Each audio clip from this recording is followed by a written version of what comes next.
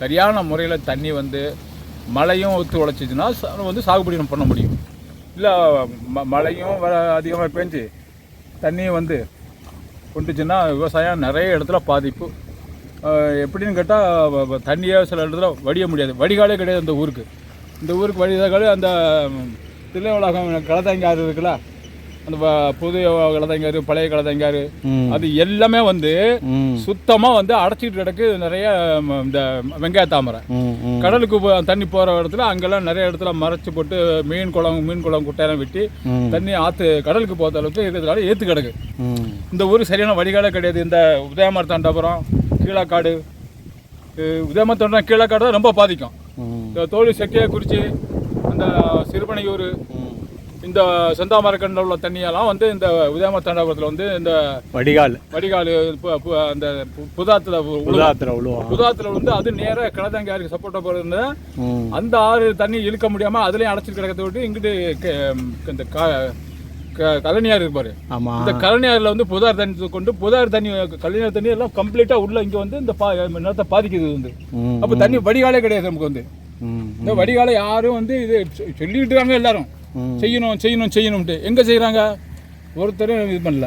எல்லாரும் பொதுவாக ஜென்ரா சொல்லாங்க. அதுக்குள்ளே மீட்டிங் போட்டு இல்லை கிராம கமிட்டி மீட்டிங்கோட பஞ்சாயத்து போடோ இல்லை ஆர்டிஓ அது என்னது நம்ம ஆலங்காட்டில் இருக்குல்ல ஆர்டிஓ ஆஃபீஸ் தானே அது.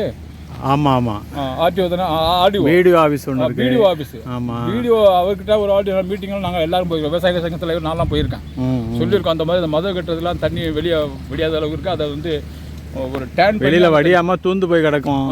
அதை டேன் பண்ணி தண்ணியை திருப்பி விடுங்க, மத கட்டின சரியில்லைன்னு சொன்னோம். அது அவங்க சொன்னாங்க சார் சேசிப்பி வச்சு வெட்டி செய்கிறோம் அப்படின்னாங்க. நானே நேற்று போய் பார்த்து வந்தேன்.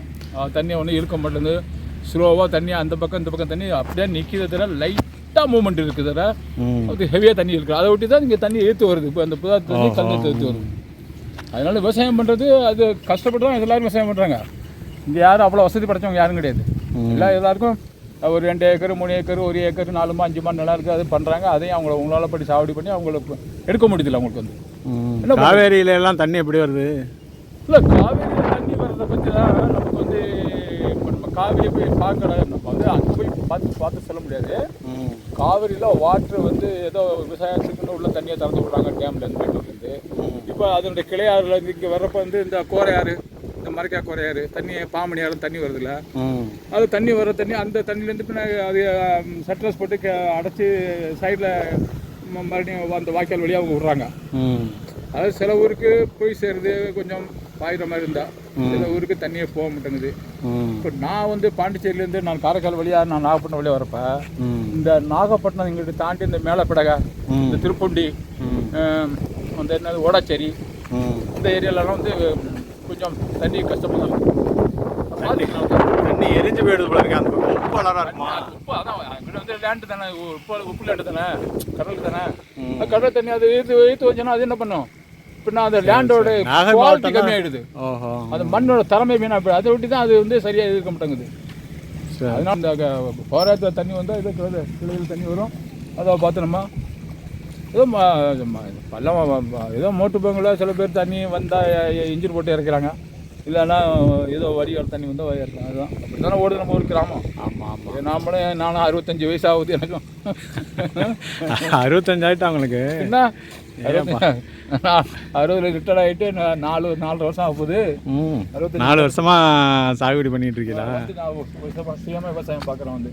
சரி பேராமிலிட்டரியில் வந்து ஒரு 33 வருஷம், பாண்டிச்சேரி இந்தியன் ரிசர்வ் பட்டாலியனில் ஒரு 5 வருஷம், 38 வருஷம் சர்வீஸ் முடித்து 22 வயசில் வேலையில் சேர்ந்து நானும் 60 வயசில் சர்வீஸ் முடிச்சுட்டு வந்து நான் சொந்த விவசாயத்தை பார்த்துட்டுருக்கேன், வேறு வேலையும் பார்க்காம.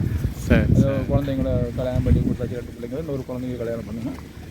எல்லோரும் இல்லை விவசாயம் பண்ணணும்னு எண்ணம் வர்றதே பெரிய விஷயம் தானே. சில பேர் விட்டுட்டு அங்கேயே தங்கிடுதோ. வேற எனக்கு வந்து வேலை பார்த்தோமா வீடை கட்டினோமா அங்கேயே தங்கிடுதுவா. நம்ம தாத்தா பாட்டன் காலத்துலேருந்து நம்ம அந்த ரெவன்யூ நிலத்தை வச்சு தான் சாகுபடி பண்ணி பார்த்து அதை வச்சு தான் நம்ம வந்து நல்லது கெட்டது பார்த்துருக்கோம். ஏதோ விளைஞ்சிது விளையாது. அது இந்த நிலத்தை கொஞ்சம் வாங்கி விவசாயம் பண்ணிக்கிட்டு இருக்கேன். இது அந்த விவசாயம் வந்து இதையும் பார்க்குறேன். விவசாயம் நல்ல முறையில் பண்ணி நல்ல முறையில் தண்ணியும் மழையும் ஒத்து உழைச்சின்னா விவசாயிக்கு நஷ்டம் வராது.